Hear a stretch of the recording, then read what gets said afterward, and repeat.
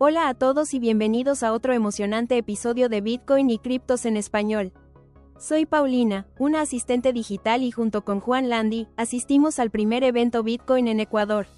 Bitcoin Cuenca 2025 se celebró el 6 de febrero en la ciudad de Cuenca, donde varios expositores compartieron su conocimiento en diferentes temas relacionados con Bitcoin. Acompáñenos en este episodio en el cual Juan Landi expuso su charla, Bitcoin, la era post-Estado-Nación. Así que prepárense para sumergirse en esta charla interesante sobre Bitcoin con nosotros. Empezamos. Bien, muchas gracias por la invitación, Adrián.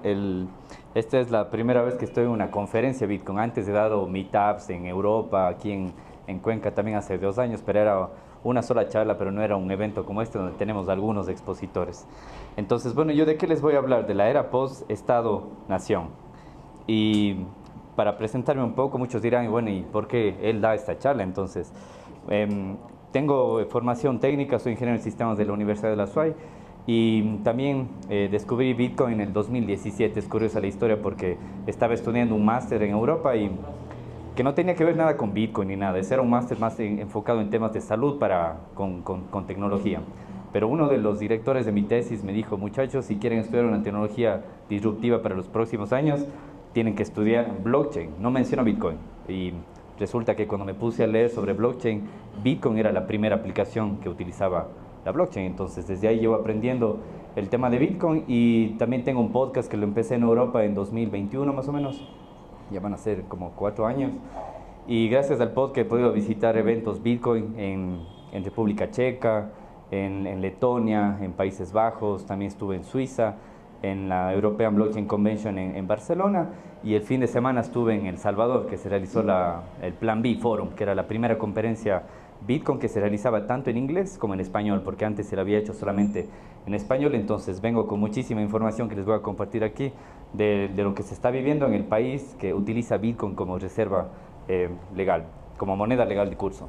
Entonces ahora les voy a hablar de 3 temas en esta conferencia: sobre los estados-nación, sobre Bitcoin y luego una comparación sobre Bitcoin contra los estados-nación. Entonces vamos a empezar sobre los estados-nación, específicamente en el tema de la propiedad. Entonces vemos que los estados-nación, ellos son dueños de la tierra, del mar, del espacio aéreo y del espacio exterior. He conversado aquí, ahora que he estado en Ecuador estos últimos meses, de mucha gente me dice que invierte en real estate, en bienes raíces. Entonces yo les hago la conversación de que les digo de que ese real estate, de sus bienes raíces, no es de ellos. Ellos le están pidiendo una autorización al Estado para poder construir. El Estado es el dueño de esa tierra, el Estado es el dueño de ese mar, de ese espacio aéreo y todo eso. Porque cuando tú construyes tu casa, tu edificio, lo que tú quieras, y quieres venderla, vas a tener que pagar impuestos, vas a necesitar autorización del gobierno para construir. Si quieres mover tu casa de una ciudad a otra, no la vas a poder. Si quieres liquidar esa casa porque necesitas, digamos, $5,000 para hacer alguna cosa, no puedes liquidar un 10% de tu casa. Estás totalmente atado a vender la casa completamente y a pagar a todos los impuestos y todo lo que, bueno, si el gobierno te lo permite. Además de eso, también hay temas de confiscación y todo eso. Entonces, para que se hagan una idea, que la casa que construyen, el lugar donde viven no es suyo. Ustedes están pidiendo permiso a un gobierno para poder acceder a esto.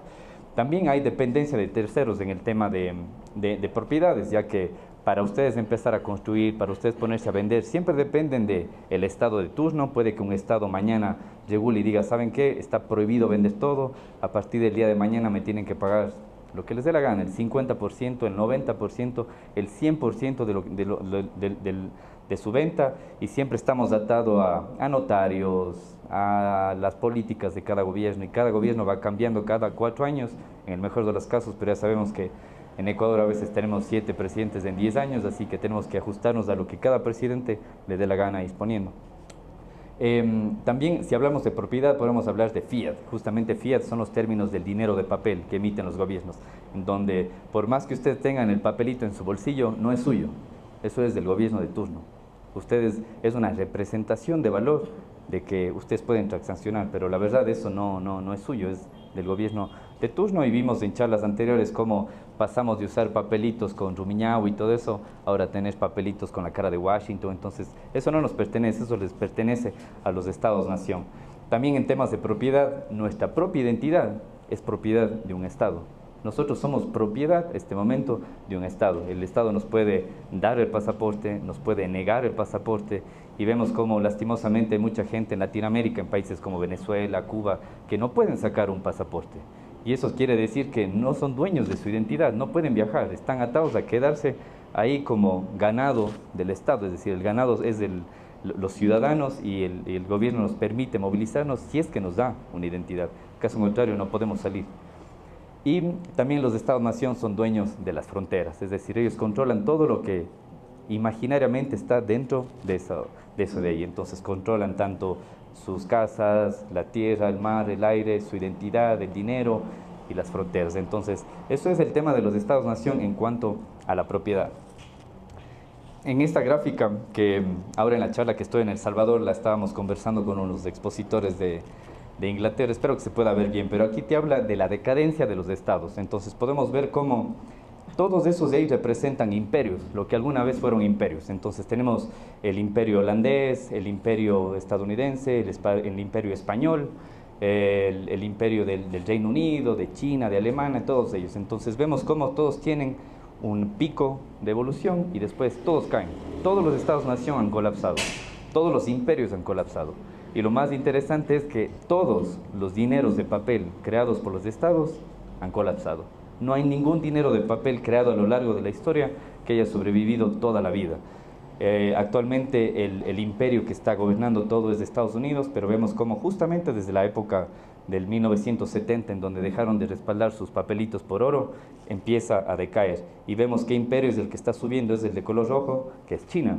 Entonces, actualmente el patrón dólar, por decirlo así, lleva más de 50 años funcionando, pero vemos también que el patrón dólar tiene ya periodos de inflación grandes, incluso su deuda se está triplicando cada mes. Es increíble la cantidad de deuda que tienen, que ya ni incluso solamente pagando lo que generan en todo un año alcanzan a pagar los intereses de la deuda. Entonces esto es una bola de nieve que está creciendo. Hay videos en YouTube que pueden ver de Ray Dalio, que lo explica esto mucho más gráficamente, en donde muestran cómo todos los imperios colapsan, cómo es cuando crece un nuevo imperio, cómo hay guerras entre esos imperios y todo eso, pero al final todas las monedas terminan colapsando. Y también, como esta es una conferencia en Ecuador, aquí les quiero mostrar también la decadencia de los estados. Entonces, se mencionó antes el tema del feriado bancario, y aunque no lo crean, han existido feriados bancarios también en Europa. En las conferencias que he estado, me he enterado de muchos feriados bancarios que ha habido allá, especialmente uno en Portugal, que no es hace mucho. Y yo les comentaba de este feriado bancario, y bueno, en Europa no estaban al tanto, pero les comentaba de que este fue un feriado bancario o un rescate bancario creado por las políticas que se fueron dando, en donde los bancos tenían carta libre para darse créditos entre ellos y todo eso, y a la final lo que tuvimos que pagar fuimos nosotros. Entonces aquí vemos la decadencia de los estados, de los imperios, de la propiedad, cómo los estados son dueños de eso.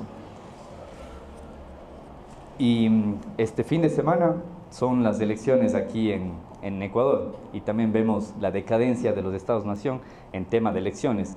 Aquí tienen unas fotos de algunas elecciones que han sido alrededor del mundo, y Ecuador no se salva de esto. En Ecuador también ha habido tema de que queman urnas, que se duplican papeletas, que se cae el sistema de votación, y yo paso la mayor parte del tiempo en Europa, y en las dos últimas elecciones ya no pudimos votar en papel, el sistema de voto fue electrónico. Pero lastimosamente ahí viene cuando dependes de una tercera persona, nunca funciona el sistema electrónico para votar a los que estuvimos afuera. Y la gente que está afuera no es 500.000, son millones los ecuatorianos que estamos afuera, y no pudimos votar. Entonces aquí hay una foto más que demuestra la decadencia de los Estados-nación. Y bueno, como les conté, el segundo tema, primero los Estados-nación, ahora vamos a hablar un poco de Bitcoin y a ver por qué Bitcoin es una revolución en contra de los estados. Entonces, por ejemplo, podemos compararlo a Bitcoin con la pólvora. Y este fin de semana estuve con el creador de este libro, el autor de este libro, que se llama Álvaro Di María, es un español. Este libro es buenísimo, se lo recomiendo. Él es abogado, contador, imagínense, son dos profesiones que no tienen nada que ver con Bitcoin, y es un experto en Bitcoin. Y este libro es increíble porque él habla justamente una relación entre los estados-nación y Bitcoin, y cómo los estados-nación están en decadencia. Y en este libro él compara algo interesante, por ejemplo, la pólvora, en donde en la era medieval los imperios más grandes eran los que tenían las mejores murallas, las mejores caballerías, los mejores escudos y todo eso.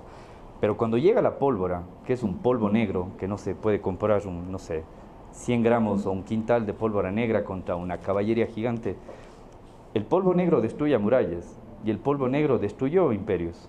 Pero cuando se le demostraba a muchos imperios de que, miren, pueden utilizar la pólvora para sus guerras, y todos decían, no, ¿para qué? Yo tengo caballos, yo tengo murallas más grandes y todo eso. Entonces hay imperios que no lo adoptaron y esos imperios terminaron siendo derrocados. Entonces, por ejemplo, uno de ellos fue China, y China, bueno, ellos son expertos tomando malas decisiones. También eliminaron su flota en la Primera Guerra Mundial, no adoptaron la pólvora a tiempo, y últimamente, hace 3 años, si no estoy mal, ellos tenían la mayor potencia de minería de Bitcoin y la prohibieron. Y ahora la minería de Bitcoin se repartió por todo el mundo y ahora está distribuida entre Estados Unidos, Rusia, Kazajistán, India, y ellos perdieron el poder de cómputo que tenían. Entonces, imagínense un estado en el que legisla o hace todo en contra de la pólvora en esa época, en vez de, no sé, poner a especializar a sus soldados, a sus herreros, de especializarse y ser profesionales en tema de pólvora. Ahí hacemos una relación, en cambio, a Bitcoin, de que hay muchos estados que lo están prohibiendo en papel, porque no pueden prohibir Bitcoin, eso es como prohibir Internet. Mientras que vemos otros estados que lo están adoptando, están legislando a favor de Bitcoin, lo están usando como reserva de valor. Y la comparación entre la pólvora y Bitcoin, por ejemplo, que Bitcoin es inconfiscable. Nadie les puede quitar siempre y cuando ustedes tengan las llaves privadas de su billetera. Bitcoin no lo puede controlar ningún estado porque es código, es texto, es como un mensaje, no lo pueden controlar. ¿Y qué es lo que causa Bitcoin? Estados sin soberanía, porque no pueden detenerlo. Y los estados que lo adoptan son los que se benefician de ellos. Este fin de semana que estábamos en El Salvador, conversábamos de eso, de que ellos adoptaron el mejor dinero que puede haber, porque hace 3, 4 años que lo adoptaron en el 2021, y no es que ellos se contrataron 100.000 desarrolladores para tener en un edificio trabajando a favor de Bitcoin. Ellos, por el simple hecho de adoptar Bitcoin, tienen las mejores mentes en todo el mundo, porque es código libre, trabajando en Bitcoin. Y cualquier beneficio que se lleve la red de Bitcoin, El Salvador la tiene gratis. Entonces, esa es una de las analogías que hacíamos, por ejemplo, cuando un banco está desarrollando una nueva aplicación. Claro, puede ser, no sé, el mejor pago existente, pero es para ese banco. Mientras que si el banco B quiere hacerlo, tiene que volver a gastar toda esa energía para volver a hacerlo. Y eso es en Ecuador. Y si quieren eso desplegar en otro país, necesitan regulación, volver a contratar desarrolladores. Entonces se dan cuenta, cuando un país adopta Bitcoin, se beneficia de todo esto sin mover un dedo. No tienen que contratar a nadie más y se llevan los mejores desarrollos de todo el mundo porque es código abierto.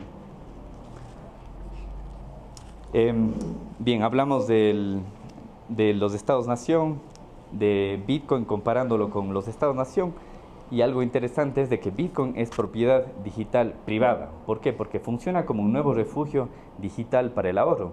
En lugar de, por ejemplo, ir ahorrando en dinero fiat o en dineros de papel que, como vimos, pueden evaporarse, se puede haber un feriado bancario, hay inflación. Entonces, por ejemplo, si guardas $1.000 hoy, te alcanzarán, digamos, para 100 botellas de agua, pero en 10 años ya no te van a alcanzar 100 botellas, te va a costar 80, 50 botellas por el tema de inflación. Transferencias sin intermediarios, esto es algo que siempre me gusta explicar, de que yo no necesito pedirle permiso al banco, ni esperar de lunes a viernes, ni un domingo 8 de la noche. Yo puedo enviar Bitcoin siempre cuando yo lo quiera, no necesito permiso para nadie más. Bitcoin es el primer activo digital deflacionario, a diferencia de la inflación. Solo existen 21 millones de Bitcoin. Cada 10 minutos actualmente se emiten 3.12 Bitcoins. Y en el 2028 se va a empezar a reducir a la mitad nuevamente. Se va a emitir 1.5 Bitcoins más o menos. Entonces es el único activo que es deflacionario. Y con algunos amigos y familiares estaba conversando sobre esto y les hacía un ejemplo muy fácil. Decía, ¿qué pasa si en Ecuador nos gusta la cerveza? Digo, ¿qué pasa si mañana el productor más grande de cerveza dice, ok, el mes que viene solo voy a producir 100 jabas de cerveza, y el mes que viene 80 jabas de cerveza, y el siguiente mes 60, y así va? ¿Qué creen que va a pasar con el precio de la cerveza en Ecuador? La gente no va a dejar de tomar cerveza, el precio de la cerveza va a subir. Eso es lo que pasa con Bitcoin. Cada 4 años se reduce a la mitad, y cada 4 años, no cada 4 años, cada segundo hay más gente y más gobiernos que quieren Bitcoin. Entonces es una simple ecuación de que el precio está condenado a subir para siempre. pero en cortos periodos de tiempo es donde hay muchísima volatilidad, pero a largo plazo Bitcoin siempre va a subir de precio. También nos sirve como refugio de valor, y en alguno de mis episodios también conversamos en 2021 cuando hubo esta guerra, esta invasión de Rusia en Ucrania. Muchos ucranianos y amigos rusos que yo tengo pudieron salir con todo su dinero en Bitcoin, porque en ese momento los bancos no funcionaban. Y imagínate cruzar en una mochila, digamos, con $10,000 la frontera cuando estaba controlada por los militares. Te quitaban tu dinero, no podías cruzarte con lingotes de oro ni nada de eso. Entonces sirve como refugio de valor. Cada usuario es dueño de sus monedas, es soberano. Entonces, como les conté, uno es dueño de sus bitcoins siempre y cuando ustedes tengan la custodia y las llaves privadas. Y lo que les mencioné también en otra diapositiva, el fiat le pertenece a un banco central, eso no les pertenece a ustedes. Aquí les puse algunas ideas que se me ocurrieron. Entonces, por ejemplo, nosotros no trabajamos para dejar herencia a nuestros nietos, y no deberíamos dejar herencia a nuestros hijos, a nuestros nietos, papelitos de colores, porque ya vemos que los papelitos se devalúan, los papelitos dejan de funcionar, les cambia la cara del que esté en el papelito y ya no sirven para nada. Lo que deberíamos dejar como herencia, o actualmente lo que la gente trabaja para dejar, son acciones, arte, coleccionables, bienes inmuebles, pero ya les mostré todos los beneficios y los pros y en contra de dejar eso como herencia. Entonces dejamos algo que funcione como depósito de valor. Entonces las acciones de una empresa pueden subir, el arte sube de valor, los coleccionables y los bienes inmuebles también, pero todas estas son susceptibles al control y a la manipulación de los estados-nación. Bitcoin compite directamente con todas estas reservas de valor porque los mejora de largo, incluso al oro lo mejora muchísimo. Y con Bitcoin alguien puede heredar sin que el Estado intervenga. Es decir, si yo tengo X Bitcoins y mañana quiero dejarle a mis hijos que están aquí o que están en otro país, se los envío enseguida. Ellos abren una billetera y se los paso y ya está. No necesité pedirle permiso a un notario, no necesité pagar impuesto de herencias ni nada de esa cosa. Entonces Bitcoin sirve para heredar y no hay estadio que lo pueda intervenir. Ahora, el tercer tema del que les iba a hablar es la comparación de Bitcoin contra los estados-nación. Entonces, en esta gráfica podemos ver de que mucha gente me decía, no, ahora que BlackRock está invirtiendo en Bitcoin, entonces ellos van a ser los que más Bitcoin van a tener y van a manipular el precio y bla, bla, bla. Aquí está una gráfica actualizada en donde pueden ver quiénes poseen Bitcoin, en donde la mayor cantidad, más del 70, casi el 70% de los usuarios de Bitcoin, de los 20 millones que ya están en circulación, somos personas de la calle, personas como ustedes y yo. Somos los que tenemos el 70% del stock que está ahora en circulación. Y solo queda 1 millón en circulación por minarse. Y vemos las pequeñas cantidades que tienen otras personas. Negocios tienen casi un 4%, los ETF que recién empezaron a funcionar el año anterior tienen casi el 6%, y ahí vemos, los gobiernos tienen ni el 2%, sumado todos los gobiernos la cantidad de Bitcoin que tienen. Entonces ven que este es un dinero para la gente, como se mostró en otra charla el white paper, en donde se decía que es un sistema de pagos de persona a persona, y la gran cantidad de Bitcoin en circulación lo tenemos nosotros, las personas de calle, digamos, las personas de a pie. En esta gráfica también pueden ver, con esto hubo un debate en El Salvador que estábamos viendo esto de aquí, en donde mucha gente habla de los God Candles, se llama, que son las velas verdes, en donde en las gráficas de trading puedes ver cómo el precio de Bitcoin hay ocasiones que sube increíblemente. Eso se llama una vela Dios, los God Candles. Y puedes ver el pequeño círculo que está a la izquierda, es Bitcoin, que apenas tiene $2 trillones, y ya está a $100,000 un Bitcoin, más o menos. Y puedes ver, por ejemplo, en el oro tiene 16 trillones, el arte tiene 18 trillones, y vemos el real estate, los bienes raíces, cuando tienen los bonos y todo eso. En esta charla se hablaba de, imagínense que solo el 1% de cada uno de sus cuadritos salga y se vaya con inversión a Bitcoin. Bitcoin llega a $1 millón en cuestión de horas, si solamente el 1% de todo eso se va. Entonces imagínense, Bitcoin apenas va 12 años en funcionamiento, apenas tiene $2 trillones, hay gobiernos que recién están entrando ahí, y el precio recién va en $100,000. Y cada vez hay menos Bitcoin y todo eso. Entonces, imagínense, solo si el 1% de sus assets, incluso si solamente el 1% del oro de sus 16 trillones se mueve a Bitcoin, el precio va a crecer exponencialmente.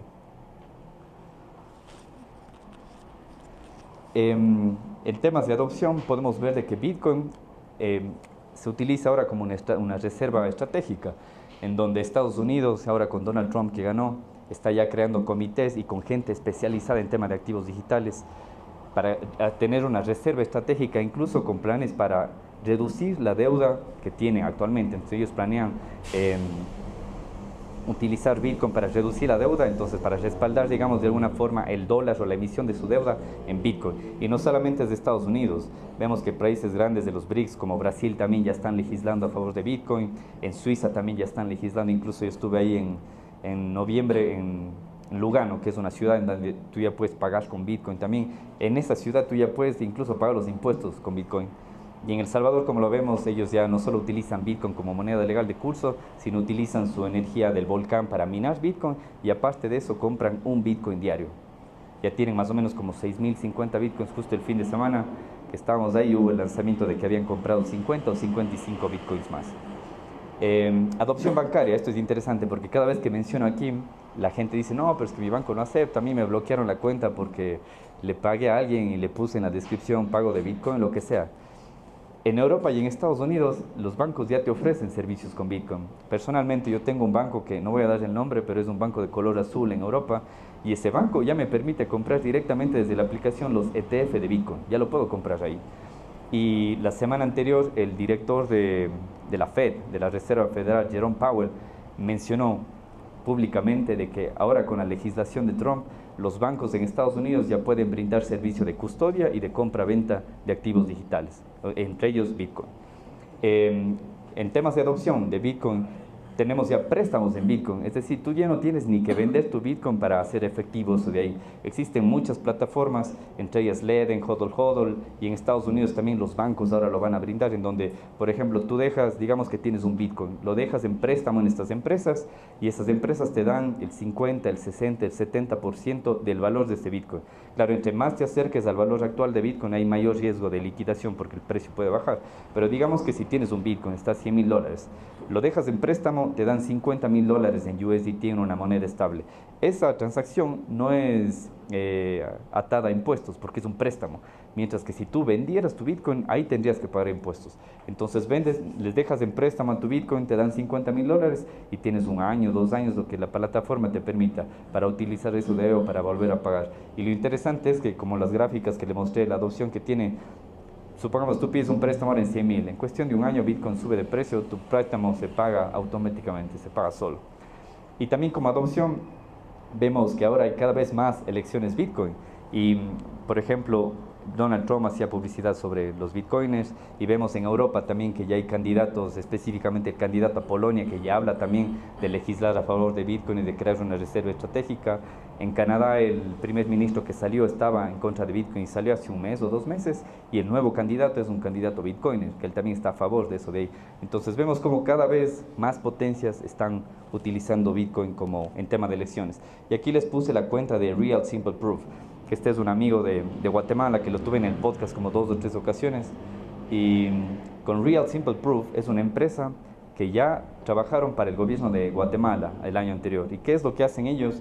Ellos registran las actas de las votaciones en la blockchain de Bitcoin, entonces es la blockchain más segura y las actas las puede consultar cualquiera, entonces puedes llegar a ver el detalle en qué bloque se grabó, el hash y todo eso, y después lo puedes comprobar eso directamente con lo que reporta el sistema nacional electoral para ver si no hay ningún desvío entre la información ahí. Y bien, para ir finalizando, ¿cuál es el futuro de Bitcoin versus los estados-nación? Entonces, Bitcoin está empezando a globalizar la política. Vemos de que ya no pasó de ser una conversación de geeks como yo tenía con amigos hace años. Ahora los candidatos presidenciales están hablando de eso, los BRICS están hablando de eso. En una presentación anterior se mostró incluso muchísimos políticos, incluso de Rusia, estaban hablando de esto y de ahí. Se globalizaron las mercancías, pero nuestros derechos siguen sujetos a fronteras nacionales. Como les comenté, dependemos de un Estado-nación para tener una identidad y poder viajar. Y también para los papelitos, si el Estado-nación no te permite utilizar los papelitos, tu riqueza se queda ahí congelada. Los Estados-nación van a empezar a competir por adquirir Bitcoin y lo más interesante es que van a empezar a competir por ciudadanos con Bitcoin. ¿Por qué? Porque este grupo de ciudadanos van a tener un poder no solo político, sino un poder económico tan grande que los gobiernos van a legislar a favor de ellos. ¿Para qué? Para que ellos lleguen e inviertan en el país. Ahora que estuve en El Salvador, Era un país que nunca se hubiera imaginado tener tanta población extranjera y las mejores empresas Bitcoin instaladas ahí. Incluso, imagínense, El Salvador es la tercera parte de Ecuador y a mí me daba una envidia sana ver cómo al frente de donde estábamos haciendo la conferencia tenían las oficinas de Google. Ecuador es del triple de grande y no tenemos oficina de Google y El Salvador ya lo tiene. La carrera de los Estados-nación por la adopción, vamos a ver, no solo por atraer ciudadanos, sino por ellos también crear reservas estratégicas de Bitcoin, por ponerse a minar, y también temas de seguridad nacional. Ahora que venía para la charla no encontraba el nombre del libro y a un amigo Bitcoiner también que está en Canadá le pregunté el nombre del libro y hay un libro de un militar que estudió en el MIT y el libro se llama Soft War, pero no software del programa, sino software, como que guerra suave. Y en este libro, que es una tesis de un PhD de termodinámica, imagínense, en el MIT, él habla de por qué, por seguridad nacional, Estados Unidos debería adoptar Bitcoin y qué pasaría si otras potencias como China, Rusia adoptan Bitcoin primero que Estados Unidos. Este libro él lo publicó el año anterior, imagínense, cuando estaba otro presidente, y en cuestión de un año ahora tenemos un presidente Bitcoiner y que está poniendo todos sus esfuerzos para adoptar Bitcoin. Entonces, para finalizar, muchas de las cosas que yo dije capaz les parece una utopía o algo que nunca va a funcionar, pero aquí quiero mencionar a un poeta, cantautor inglés que decía: "You may say I'm a dreamer, but I'm not the only one". Pueden decir que soy un soñador, pero no soy el único. Cada vez somos más bitcoiners y, como les digo, esto no va a desaparecer, esto va a seguir creciendo. Así que, no sé, creo que voy justo de tiempo, así que les agradezco mucho. Y ahí tienen un QR en donde pueden escanearlo y me pueden contactar para cualquier duda que tengan.